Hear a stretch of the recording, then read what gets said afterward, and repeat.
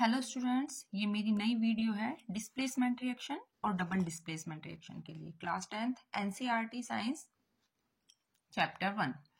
ठीक है, तो मैं आपको सबसे पहले बताना चाहूंगी कि मैं इसकी दो रिएक्शन की टाइप जो कि कॉम्बिनेशन रिएक्शन और डीकम्पोजिशन पहली वीडियो में दे चुकी हूँ, समझा चुकी हूँ आपको। ये नई वीडियो है मेरी, तो इसमें हम डिस्प्लेसमेंट और डबल डिस्प्लेसमेंट को समझते हैं कि डिस्प्लेसमेंट रिएक्शन और डबल डिस्प्लेसमेंट क्या होती हैं। तो यहाँ पे मैंने एक छोटी सी डेफिनेशन लिख दी है, single element is replaced by other element. Single element जो है किसी दूसरे एलिमेंट के द्वारा रिप्लेस कर दिया जाता है, लेकिन कौन किसे रिप्लेस करता है?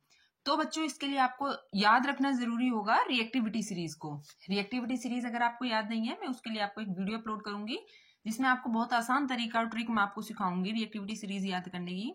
चलिए तो देखते हैं।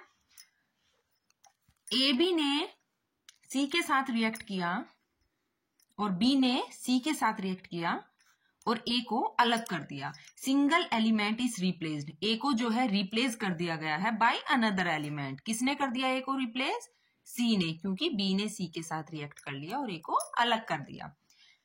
इसका कारण ये है कि ए जो है, ये सिर्फ मैं आपको एक एग्जांपल दे रही हूं, ये एग्जांपल है, ये एक्चुअल में नहीं है। जो एक्चुअल में एक्सरसाइज एग्जांपल होगा वो मैं आपको समझाती हूँ अभी इसके बाद।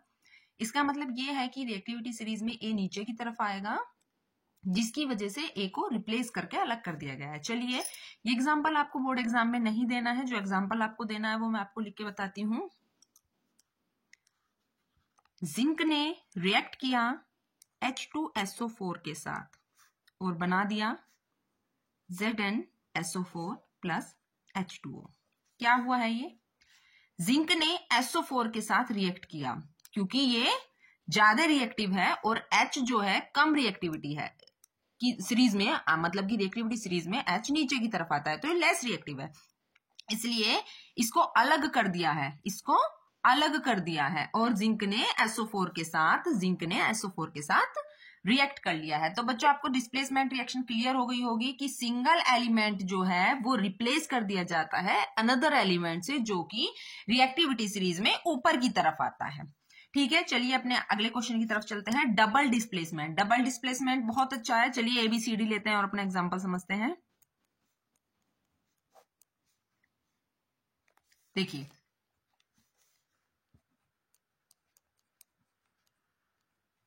ये आपस में रिएक्ट करते हैं। कोई भी दो कंपाउंड हैं, उन्होंने अपने चेंजेस किए और अलग नए कंपाउंड क्रिएट किए। जैसे कि AB और CD पहले से ही कंपाउंड थे, लेकिन A ने C के साथ रिएक्ट किया और नया कंपाउंड बना दिया, और B ने D के साथ रिएक्ट किया और अलग कंपाउंड बना दिया। चलिए इसको एग्जांपल के साथ समझते हैं हम। HCl ने रिएक्ट किया NaOH के साथ और बना दिया,